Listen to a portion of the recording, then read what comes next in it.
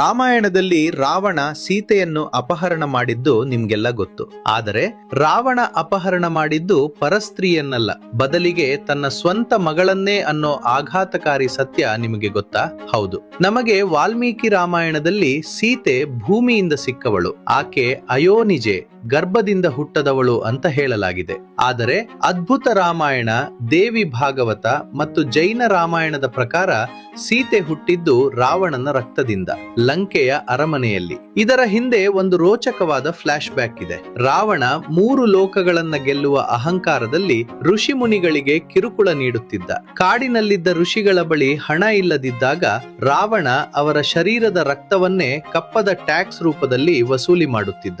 ಆಗ ಅಲ್ಲಿ ಗೃತ್ಸಮದ ಎಂಬ ಮಹಾನ್ ಋಷಿ ಸಾಕ್ಷಾತ್ ಲಕ್ಷ್ಮಿಯನ್ನೇ ಮಗಳಾಗಿ ಪಡೆಯಲು ಒಂದು ಕಮಂಡಲದಲ್ಲಿ ಹಾಲು ಮತ್ತು ದರ್ಭೆಯನ್ನ ಇಟ್ಟು ಪೂಜೆ ಮಾಡ್ತಿದ್ರು. ಅಲ್ಲಿಗೆ ಬಂದ ರಾವಣ ಆ ಪವಿತ್ರವಾದ ಹಾಲಿಗೆ ಋಷಿಗಳ ರಕ್ತವನ್ನ ಬೆರೆಸಿ ಆ ಕಮಂಡಲವನ್ನ ಕಿತ್ತುಕೊಂಡು ಹೋಗ್ತಾನೆ. ಆಗ ಋಷಿಗಳು ಶಾಪ ನೀಡ್ತಾರೆ, ರಾವಣ, ಈ ರಕ್ತವೇ ನಿನ್ನ ಮತ್ತು ನಿನ್ನ ಇಡೀ ವಂಶದ ನಾಶಕ್ಕೆ ಕಾರಣವಾಗುತ್ತೆ ಅಂತ. ಲಂಕೆಗೆ ಹೋದ ರಾವಣ ಆ ರಕ್ತ ತುಂಬಿದ ಗಡಿಗೆಯನ್ನ ಪತ್ನಿ ಮಂಡೋದರಿಗೆ ಕೊಟ್ಟು, ಇದು ಭಯಂಕರವಾದ ವಿಷ, ಇದನ್ನ ಜೋಪಾನವಾಗಿಡು ಅಂತ ಹೇಳಿ ಯುದ್ಧಕ್ಕೆ ಹೋಗ್ತಾನೆ. ದಿನ ಕಳೆದಂತೆ ರಾವಣನ ಅಧರ್ಮ ನೋಡಿ ಬೇಸತ್ತ ಮಂಡೋದರಿ ಸಾವು ಬಂದ್ರೆ ಸಾಕು ಅಂತ ನಿರ್ಧರಿಸಿ ರಾವಣ ವಿಷ ಅಂತ ಹೇಳಿದ್ದ ಆ ಋಷಿಗಳ ರಕ್ತವನ್ನ ಕುಡಿದು ಬಿಡ್ತಾಳೆ. ಆದರೆ ಅಲ್ಲಿ ನಡೆದಿದ್ದೇ ಪವಾಡ, ಅವಳು ಸಾಯಲಿಲ್ಲ.